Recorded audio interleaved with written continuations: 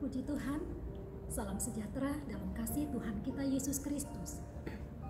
Pada pagi hari ini, kita akan sama-sama mendengar renungan firman Tuhan yang saya beri tema, Tuhan Penolongku.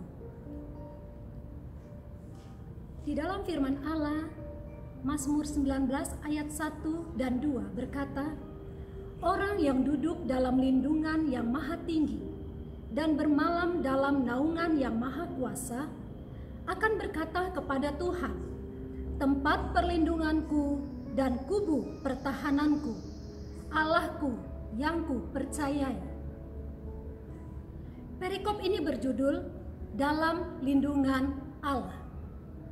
Ketika seseorang ia berada dalam ancaman, dia berada dalam bahaya, maka ia akan mencari tempat perlindungan bagi dirinya. Bisa itu kepada keluarga, kepada penegak hukum, atau kepada orang yang dia rasa lebih kuat dari dirinya untuk mendapatkan pertolongan. Bapak Ibu yang terkasih, jika kita melihat situasi yang sedang terjadi di tengah-tengah dunia saat ini, maka kita tahu tidak ada lagi tempat yang aman. Dimanapun orang pergi, dimanapun orang berada, baik itu di dalam rumah maupun di luar rumah, tidak ada lagi tempat yang aman bagi jiwanya. Tetapi saya mau sampaikan kepada setiap kita bahwa sebagai umat Tuhan, kita harus bersyukur kepada Tuhan. Kenapa kita harus bersyukur kepada Tuhan? Karena kita punya Tuhan, tempat perlindungan yang aman bagi jiwa kita, dan Dia Tuhan yang dapat kita andalkan. Di dalam Ibrani pasal yang ke-13 ayat yang ke-5 bagian B, di situ dituliskan, karena Allah telah berfirman, aku sekali-kali tidak akan membiarkan engkau, dan aku sekali-kali tidak akan meninggalkan engkau.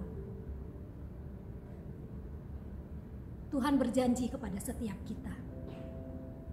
Dan janji Tuhan itu ya dan amin. Langit bumi pasti berlalu, tapi firman Allah akan tetap tinggal teguh sampai selama-lamanya. Dan firman itulah yang menjadi perjanjian Allah bagi setiap orang percaya sehingga kita tetap kuat. Tuhan yang telah berjanji bahwa Dia tidak akan pernah tinggalkan kita, maka Ia akan tetap menyertai kita sampai selama-lamanya. Dalam segala situasi yang kita alami, Tuhan senantiasa ada di sana. Dan Dia selalu mau menjadi penolong, menjadi pembela bagi setiap kita. Ketika ada orang tua, dia melihat anaknya dalam bahaya. Dia melihat anaknya berada di dalam kesusahan, di dalam permasalahan. Maka orang tua ini akan berusaha dengan segala cara untuk dapat menolong anaknya. Saudara, dapatkah kita melihat dengan iman bahwa Allah adalah Bapa kita? Dia tidak tinggalkan kita sendirian menghadapi semua ini. Firman Allah berkata, ketika orang percaya kepada Yesus dan terima Dia sebagai juru selamat di dalam kehidupannya, maka ia diangkat menjadi anak-anak Allah. Kita semua adalah anak-anak Allah. Berarti kita semua ada dalam perlindungan Allah. Bukan karena perbuatan kita. Ketika kita percaya kepada Yesus, maka firman Allah berkata tadi bahwa kita telah diangkat menjadi anaknya. Bukan karena perbuatan kita, melainkan karena di dalam diri kita telah mengalir darah penebusan Tuhan Yesus Kristus. Itulah yang menyebabkan kita disebut sebagai anak-anak Allah. Dan kita pun mendapatkan perlindungan yang dari Allah sendiri. Karena itu Mazmur 50 ayat 15 berkata, berserulah kepadaku pada waktu kesesakan, maka aku akan meluputkan engkau, dan engkau akan memuliakan aku. Puji Tuhan. Dalam keadaan apapun yang kita alami, Tuhan mau agar kita senantiasa berseru hanya kepadanya, bukan kepada yang lain, tetapi kepada Tuhan saja. Karena dialah Bapa kita, dialah Allah kita yang memelihara kita dengan sempurna. Andalkan Tuhan dalam hidupmu, maka Ia yang akan memelihara jiwamu. Puji Tuhan.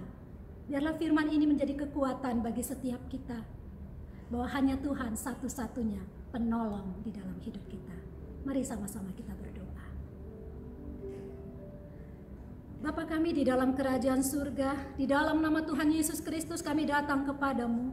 Kami mengucap syukur Tuhan, karena kami punya Tuhan, punya Bapa yang tidak pernah tinggalkan kami. Keadaan, situasi bisa berubah, musim bisa berganti, tetapi Allah kami, kesetiaan-Mu tetap sampai selama-lamanya.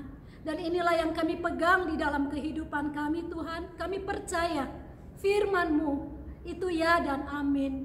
Kalau Engkau berjanji, maka Engkau akan menepati setiap firman-Mu dalam kehidupan kami.